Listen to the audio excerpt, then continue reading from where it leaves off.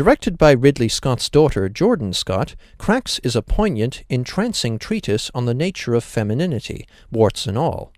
In a middle-class boarding school in the early 20th century, the sultry diving instructor Miss G is idolized by Di, who is the bossy leader of a small clique at the school. When a new student, Fiamma, arrives from Spain, Miss G instantly forms an obsessive attraction to her, which fosters resentment in Di. Cracks is a very solid debut film with beautiful cinematography, an elegantly moody score, great performances, and a tone that deftly balances bleakness with wonder.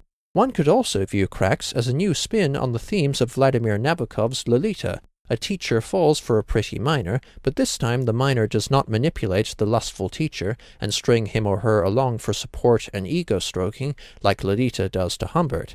In Cracks, Fiamma is wise to Miss G's advances and does not give her the satisfaction of reciprocating, which causes Miss G to burn with jealousy and desire.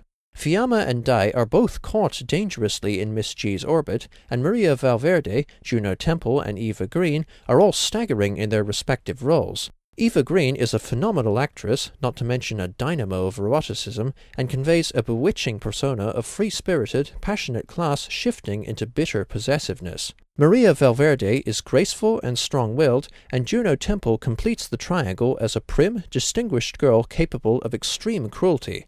It is clear early on, from sneakily admiring glances in church and the subtly energetic music, that Di is overwhelmingly drawn to Miss G, which sets up her resentment of Fiamma when she diverts Miss G's affection.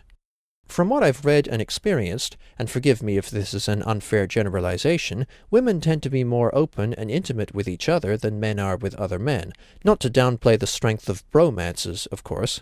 This natural intimacy makes you initially uncertain on how to feel about Miss G. Her yearning favoritism of Fiamma is inappropriate, but at the same time it's an unhealthy extension of the intense sisterly or more bond exhibited by Di and the other girls. Miss G's infatuation and Di's retaliation against Fiamma also escalate slowly but inexorably from creepy fawning to a shocking culmination. I just realized, at time of writing, that Cracks is almost entirely devoid of men. The absence of men in this film isn't a problem, of course. The film, adapted from Sheila Kohler's novel, aims to tell a moving, confronting story about female relationships, and can be viewed as an unlikely feminist piece in how it balances flaws and virtues in its portrayals of women. Miss G and Di are both technically antagonists, but you understand why they behave these ways. Miss G has both a liberated personality and clear mental damage, possibly from being in the stifling boarding school for so long, student then teacher, and Di is so loyal to her, loyalty with definite homoerotic undercurrents, that she lashes out at any competition. Cracks depicts the tenderness but also the sadism in some female interactions, as female bullying can be incredibly psychological and calculating, while male bullying is generally more violent and directly confrontational. Moreover, by featuring relatable female villains and highlighting the good and bad in its characters, thereby portraying them as nuanced, fleshed-out people, Cracks is a very positive, realistic take on femininity in film, despite the sordid grimness on display.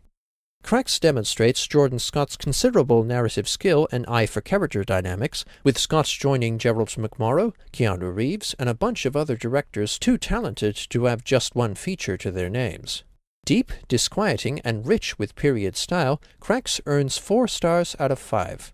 Thanks for watching. Cheers.